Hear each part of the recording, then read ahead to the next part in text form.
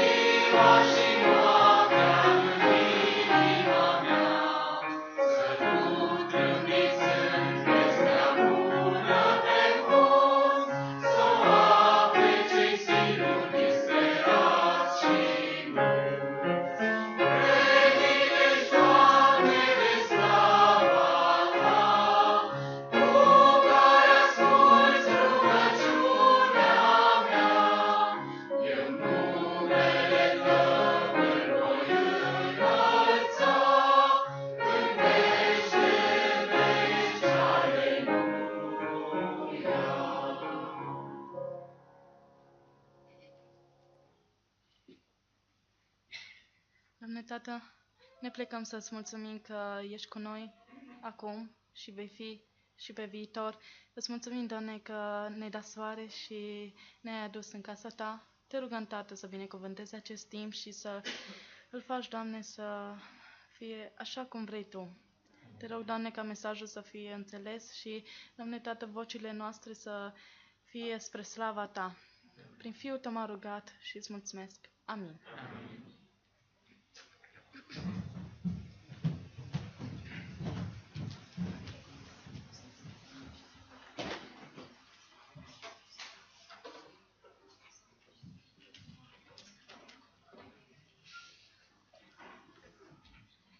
Imaginați-vă doar cum ar fi să vă treziți joi, 22 octombrie 1844, dacă ați fi văzut o strălucire slabă de la răsărit, chiar în spatele hambarului, ați fi fost foarte entuziasmați și ați fi început să strigați ca toată lumea să se trezească.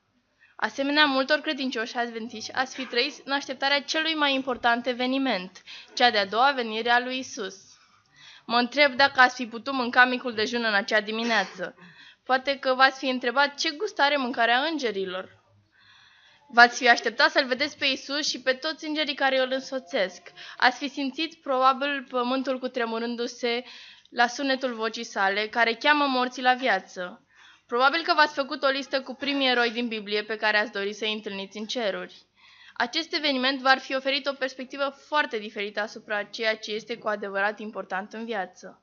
Astăzi avem încă privilegiul de a trăi în așteptarea acestui eveniment măreț, oferind să ne restabilim prioritățile în viață. Colecta din sabatul acesta este destinată proiectelor speciale ale conferințelor. Urmează strângerea zecimilor și darurilor.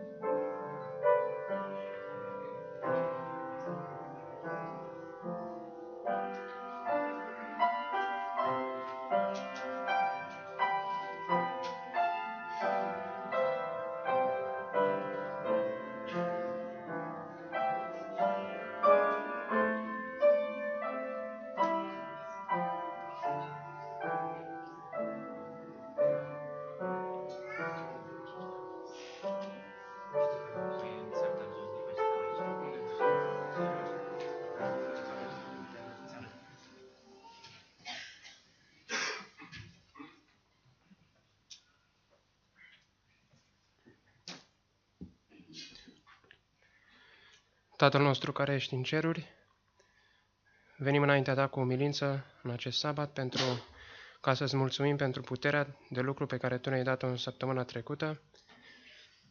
Îți mulțumim că tu ne-ai dat sănătate și, deși poate am trecut prin încercări, am reușit să ajungem din nou în casa ta de rugăciune. Îți mulțumim că tu ne-ai oferit posibilitatea să oferim din darurile pe care tu ni le-ai dat, să le oferim înapoi ție pentru lucrarea ta.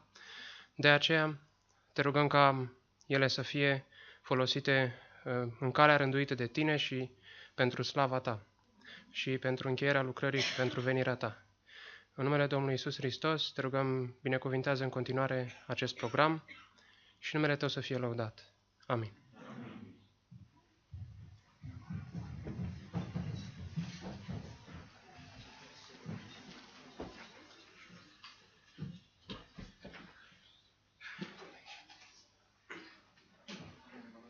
Pacea Domnului.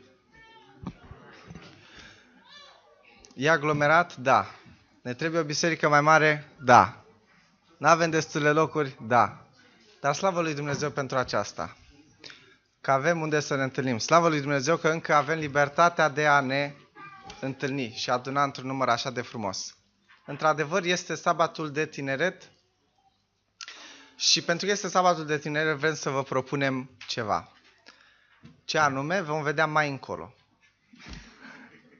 Mai întâi trebuie să vă încântăm și vă vom cânta.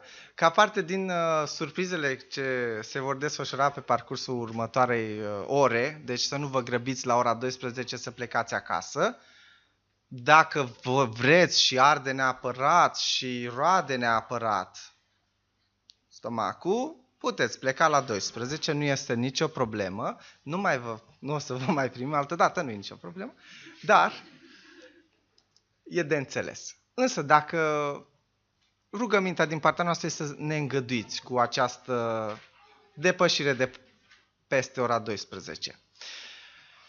Vom avea câteva cântări. Câteva dintre ele vor fi din cartea de imnuri, pe voci.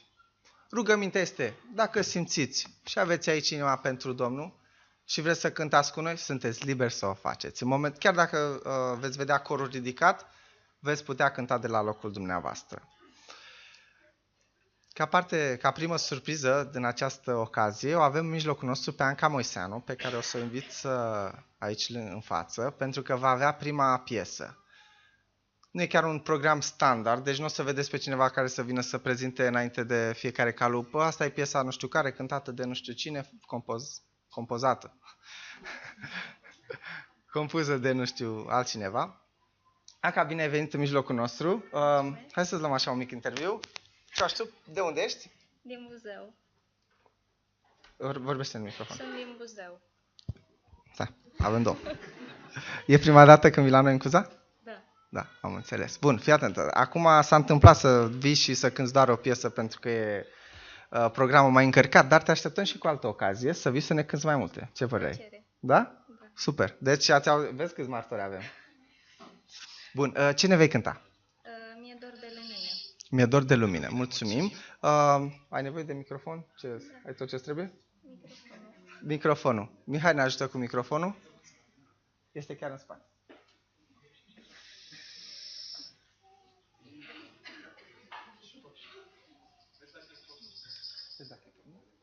Bun? Te ascult.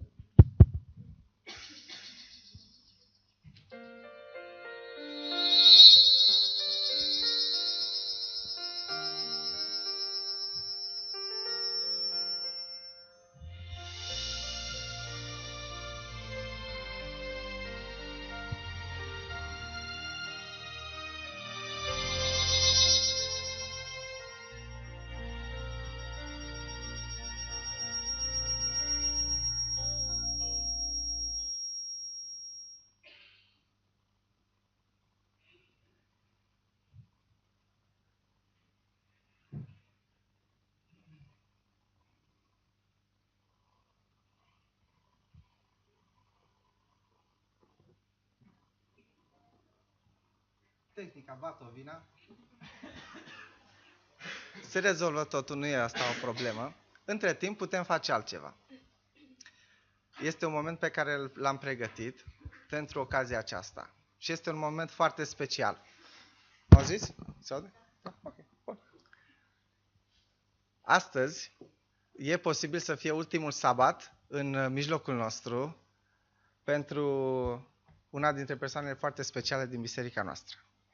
De fapt, persoana aceasta nu mai este doar una, sunt două. Și anume, aveți așa idee despre cine ar fi vorba? Roxana, exact. Roxana și Florin, vă invit să veniți aici lângă noi, în față. Hai, repejor, toată lumea vă așteaptă. Nu, no pressure, dar toată lumea vă așteaptă, atâta vreau să zic.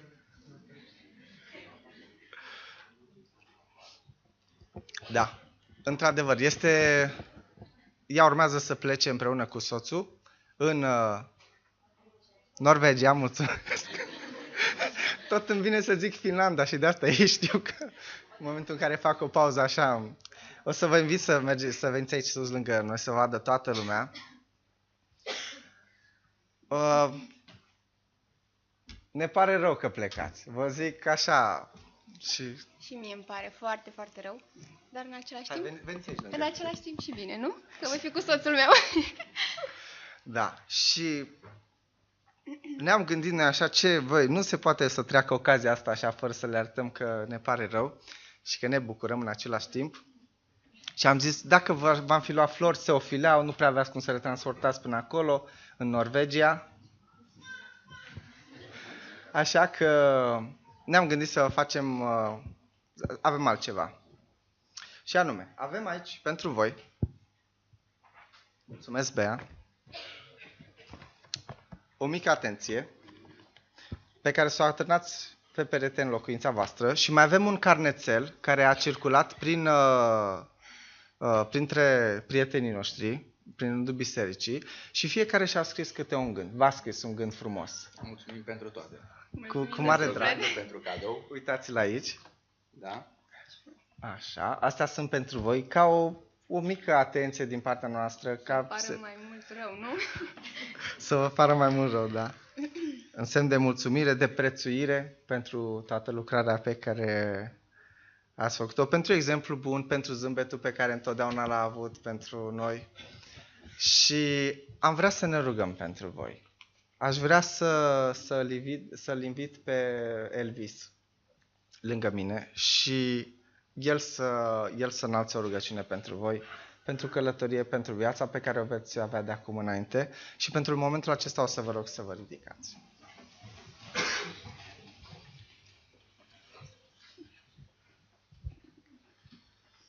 Voim să ne rugăm împreună. Părinte Ceresc, în numele Domnului Iisus Hristos, venim înaintea Ta, Doamne, să-ți mulțumim pentru fiecare moment frumos din viața noastră. Îți mulțumim, Doamne, pentru că pentru o scurtă perioadă de timp i-ai lăsat în mijlocul nostru pe Roxana și Florin și îți mulțumim că au fost o binecuvântare pentru biserica noastră. Dar acum, Doamne, la despărțirea de ei, te rugăm ca Tu să-i binecuvintezi în locul unde vor merge, să-i ajuți, Doamne, ca și acolo să poată să Te slujească, să poată, Doamne, să își trăiască credința în pace și să fie un exemplu în mijlocul oamenilor din locul acela.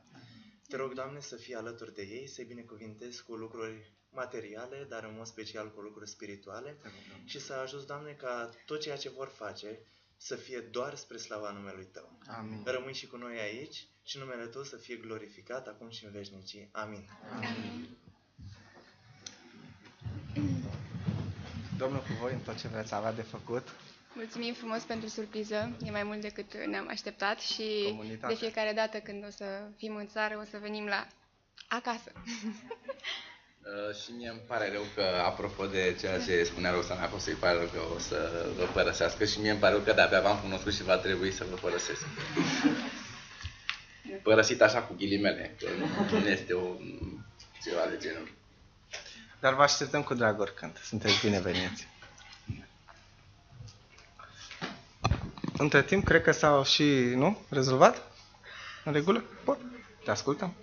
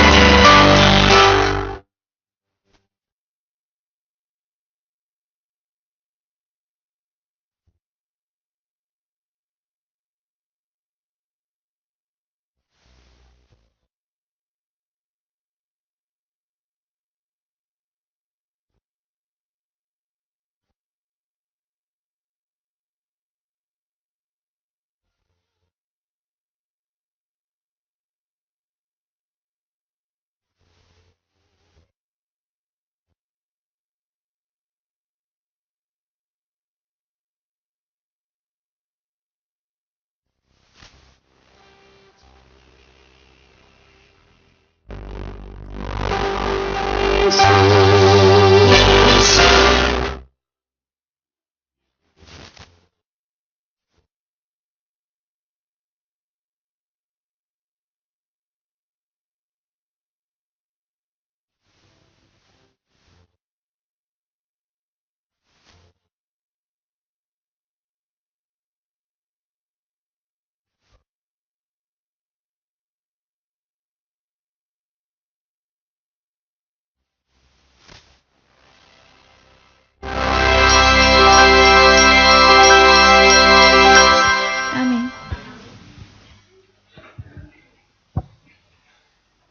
Amin. Mulțumim frumos, Anca. O mai așteptăm și altă dată? Ia, cine ridică mâna sus? Uite, vezi? Deci neapărat mai vii pe la noi. Mulțumim frumos. În continuare vom asculta și corul.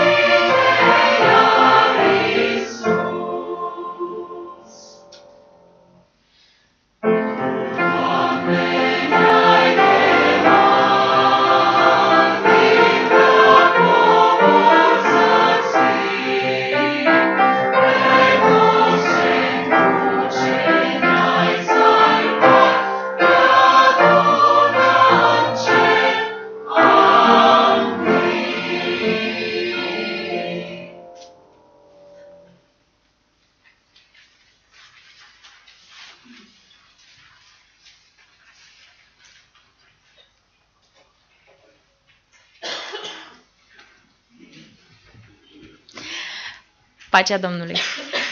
Sunt frumoși tinerii noștri, nu este așa? Sunt mulți frumoși, cântăm frumos, dar ne-ar face o deosebită plăcere să cântăm și împreună. Așa că am să-l rog pe Bogdan, sau cine este la tehnic, să ne ajute cu următoarea piesă, Lasă inima să cânte. Cealaltă. Mulțumesc.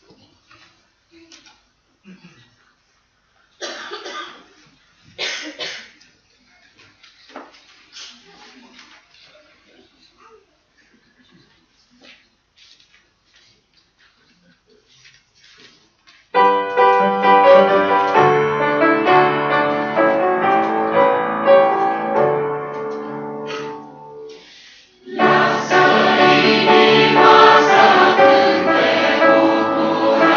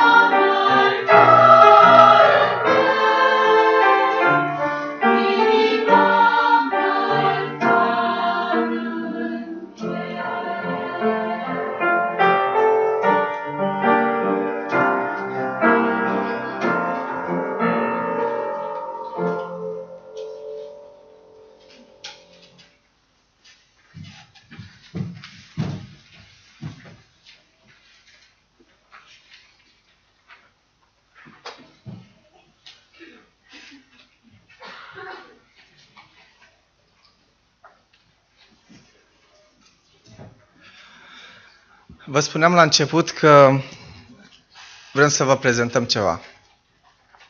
Și anume, o inițiativă, nu pot să zic că este a noastră, pentru că sunt sigur că Dumnezeu ne-a inspirat pentru așa ceva.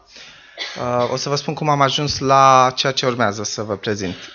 Ne-am gândit, ne-am întâlnit cu Comitetul de Tineret și am zis, vrem să facem ceva, un program pe tot anul. Și ne-am gândit, excursii, serate, activități cu tineri, misiune, da, sună bine. Dar hai prima dată să îl căutăm pe Dumnezeu. Hai prima dată să fim prieteni cu Dumnezeu. Iisus să fie prietenul nostru cel mai bun. Pentru că noi dacă vom face ceva pentru cei din jur, cel mai bun lucru pe care îl putem să-l facem este să-L prezentăm pe Iisus, ca fiind prietenul nostru cel mai bun. Și ca fiind rezultatul tuturor lucrurilor bune care se întâmplă în viața noastră. Dar nu poți să prezinți cuiva ceva ce tu nu ai. Corect? Nu poți să vinzi ceva în care tu nu crezi. Poți să-l convingi intelectual, să zică, da, e logic sau rațional ce spui, dar mai mult de atât nu. Și atunci ne-am gândit că primul lucru pe care ar trebui să-l facem este să avem o perioadă de consacrare în rândul nostru. Consacrare în vederea lucrării.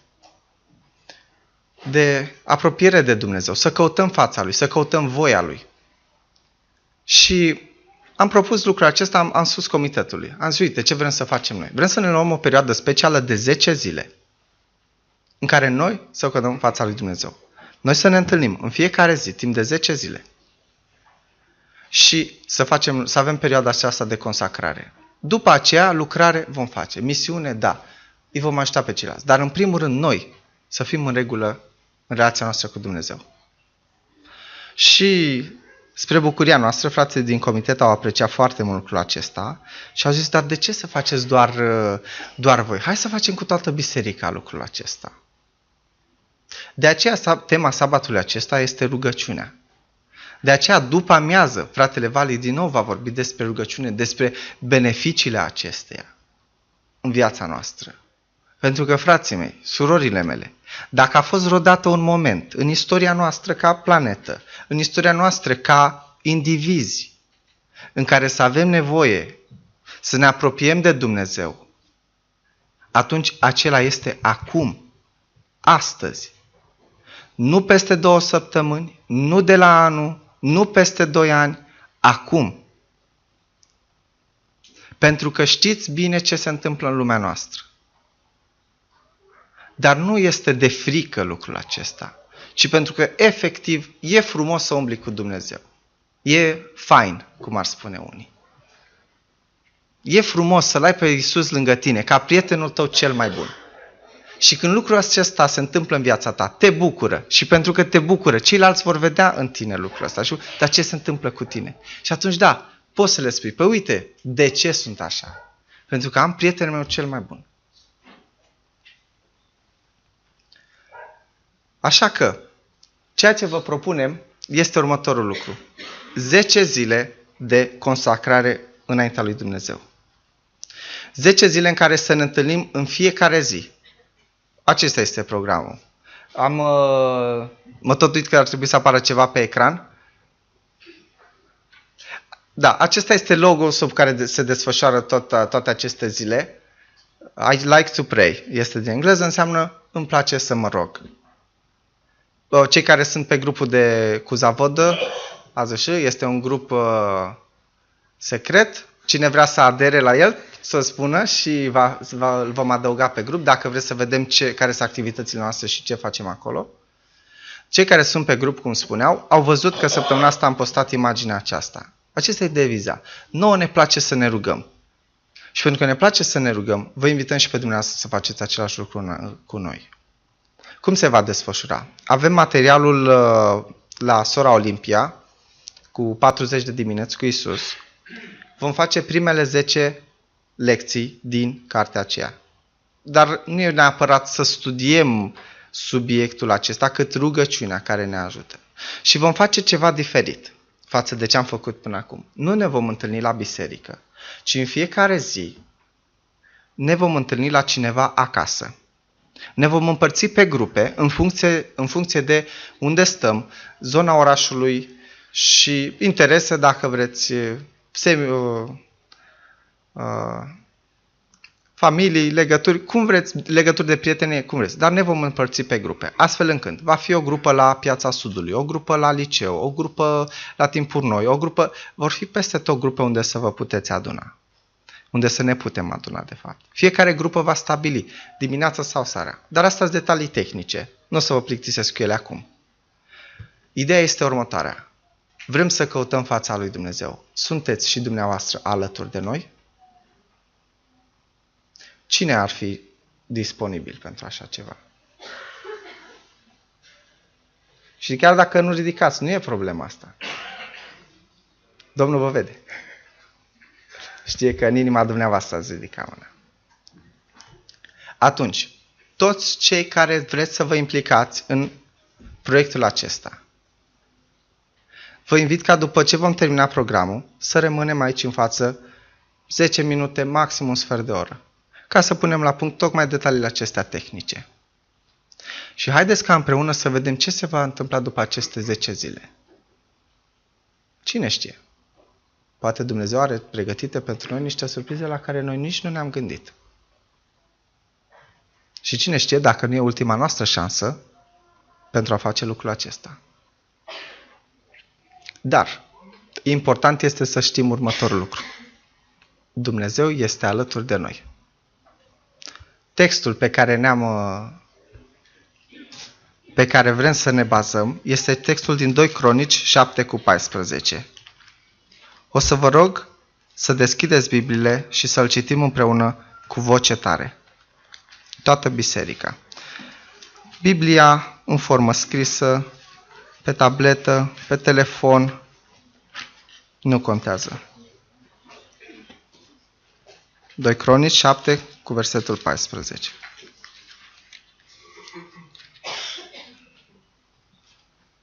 Ați găsit? Haideți să citim împreună. Dacă poporul meu, cu voce tare, toată sala. Dacă poporul meu, peste care este chemat numele meu, se va smeri, se va ruga și va căuta fața mea și se va abate de la căile lui rele, îl voi asculta din ceruri, îi voi ierta păcatul și voi tămădui țara. Amin. Așa să ne ajute Dumnezeu.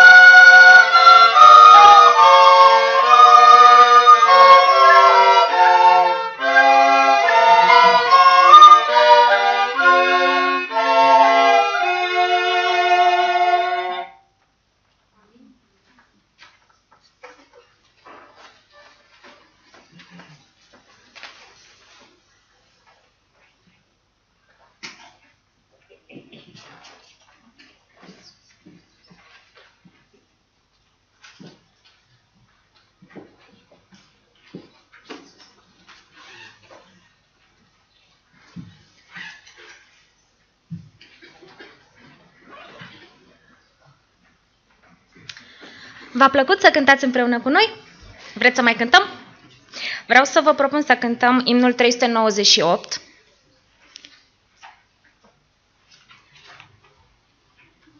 O ce nespusă fericire.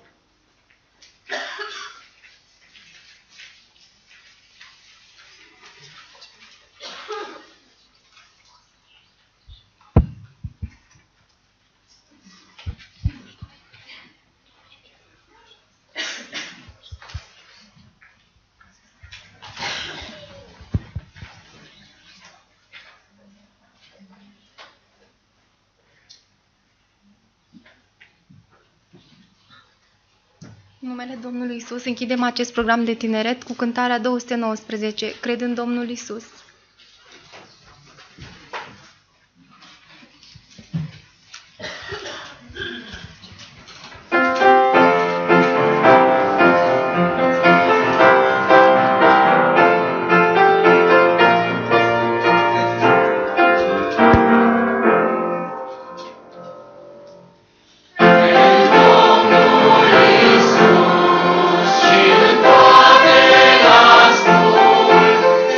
Lumina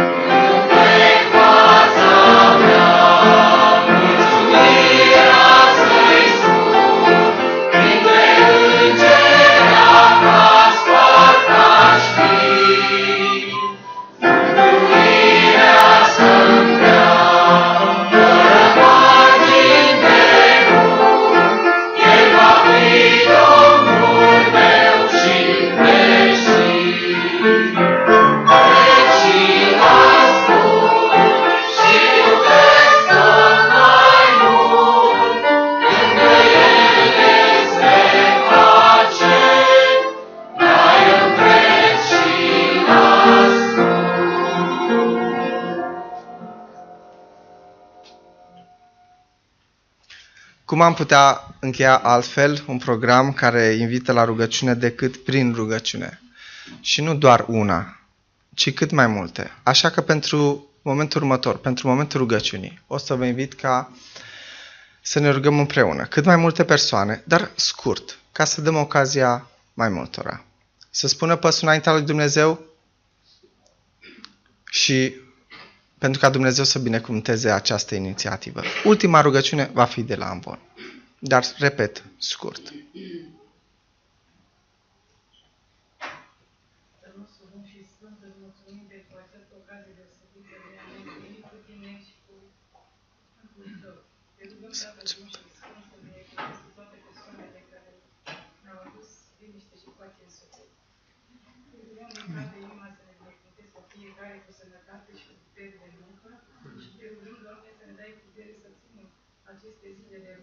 Te rugăm.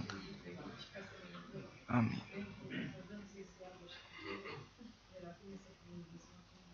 Amin. Mulțumim, Tată din cerul, pentru chemarea care ne-a făcut la rugăciune și am vrea acum să ne consacrăm inimile și viețile noastre înaintea Ta și să Te rugăm să dai la o parte orice piedică care nu ne-ar putea lăsa să participăm la acest program. Amin, Tată. Primește consacrarea noastră și disponibilitatea noastră totală în numele Domnului Iisus. Amin.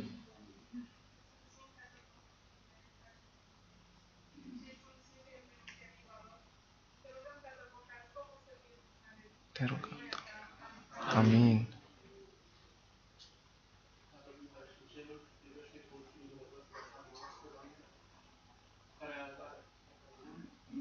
Binecuvântează multiple slujiri române care am văzut personal toate rugăciunile și mântuirii este puteți să ne iubim în fiecare comun, în fiecare stație, să fim și la lumea, la toate cultură, după modul să rămân să găsește cu un urmat, nu înțeleg țara noastră, dar țara aceasta care merge spre lumină, să meargă spre succes și spre scopul.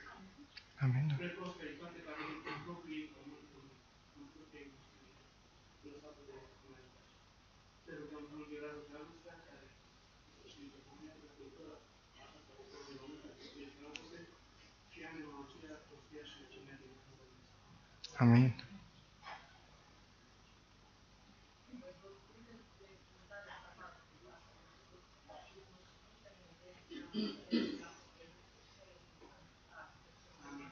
Amin.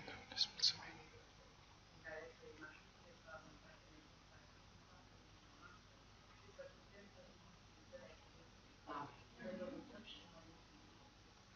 Amin. Îți mulțumim, Tatăl nostru, pentru acest sabat minunat. Îți mulțumim pentru tineretul nostru capturat pentru Dumnezeu. Îți mulțumim. Îți mulțumim, Tată, pentru că doresc din suflet să consacre ție. Ajută-i tu, Tată, în aceste zile de rugăciune, harul și Duhul tău să însoțească. Te rugăm, Doamne. Amin, Tată. Amin. Tatăl nostru, te rugăm să păstrezi entuziasmul tinerilor noștri în vederea lucrării pe care vor să o facă pentru tine. Amin. Ajută-ne ca și noi, în data comunitate, să ne unim cu ei, Doamne, și să ne consacrăm pe deplin, ca astfel să putem să vestim cuvântul Tău și pregătirea noastră să sporească în vederea revenirii Tale. Îți mulțumim pentru toate, te rugăm și credem în ajutorul Tău. Amin. Amin. Tatăl nostru, ne gândim la tine, de rugăm și la copiii noștri care au rămas acasă și nu s-au mândrit. Te rugăm, Doamne, din suflet și pentru ei. Amin. Și la tot vecine. Amin, Tată. Te rugăm, Doamne. Amin. Ajută, Tatăl din ceruri, acești tineri care astăzi au greșit în biserica noastră și te-au slăvit în câmpe. Fii, Doamne, alături de ei, ajută-i să se prindă puternic pe tine și ajută-i să-și îndeplinească dorințele pe care și le-au propus și planurile pe care și le-au propus. Amin. Amin. Părinte din cerul, îți mulțumim în numele Domnului Hristos pentru că prin Duhul Tău Tu pui în inima noastră dorința de reformă și te rugăm, Doamne, Tu să faci ca această reformă să se înfăptuiască în această biserică și să ne pregătim cu toții pentru apropiata Ta venire, căci semnele ne spun că Tu ești la ușă. În numele Domnului Hristos te rugăm acest lucru. Amin. Amin. Mulțumim, Tată, că știi toate lucrurile Îți mulțumim, Doamne, pentru oameni care au deschidere pentru mijlocirea aceasta și în diferite forme, nu doar grupele acestea mici, dar Tu deschizi în acest timp modalități atât de variabile la mijlocie unii pentru alții și de a ne întări. De aceea îți mulțumim că această cheie care este în mâinile noastre este la dispoziția noastră pentru a deschide cerul și Tu asculți fiecare gând, fiecare rugăciune, rostită și nerostită în parte. Îți mulțumim că Tu ești Cel care are răspunsul tuturor întrebărilor. Îți mulțumim. Ne gândim acum și la cei care sunt în aceste clipe, poate în suferință, în necazuri, în dureri, în zicnare și în boli, pe care să te atingi de viețile lor, Amin, să-i descoperiți durerea aceasta și să le dai pacea lor în acest sabat. Amin. Amin. Tatăl și Sfânt, venim ca să ne închinăm și să dăm slavă Dumnezeu, să-ți mulțumim și Dumnezeu minunat că sunt copiii Tăi, te rugăm să ne ieși, să ne curățești în sângele Domnului Iisus Hristos de tot ce am greșit față de Tine și față de Tine și să ne ajute să ca să ne consacrăm în rugăciune. În fiecare zi noapte să înălțăm rugăciuni către Tine, ca să avem o relație strânsă și deosebită cu Tine. Te rugăm, Doamne. Te rugăm în numele Domnului Iisus. Amin. Tatăl bun și Sfânt, te rugăm în numele Domnului Iisus să ne dai putere pentru toate schimbele pe care le-am făcut și te rugăm pentru această perioadă de consacrare și de rugăciune să ne ajute să putem să facem față tuturor obstacolelor care vor veni și celor de obstacole, dar ne credem că Tu ești mai puternic și că Tu ai primit și te rugăm să ne dai și nouă biruință în fiecare clipă a vieții noastre și în fiecare lucru pe care am toate acestea te-am rugat și pentru toate ți-am mulțumit în numele și în numele Domnului Iisus Hristos. Amin. Părinte iubit, toate aceste lucruri te rugăm doar spre slava și onoarea numelui Tău. Te rugăm în numele Domnului Iisus Hristos și în meritele sale și doar prin puterea Duhului Sfânt. Amin. Amin. Luăm loc.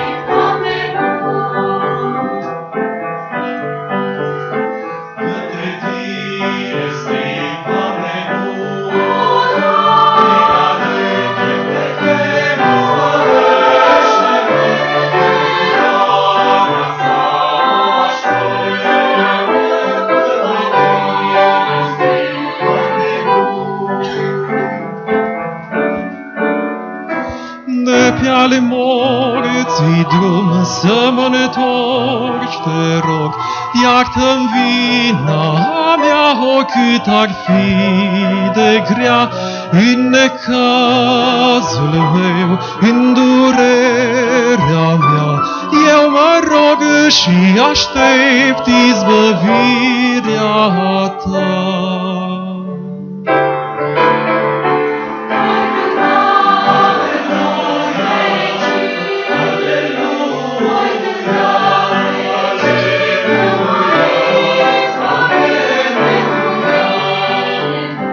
Alleluia.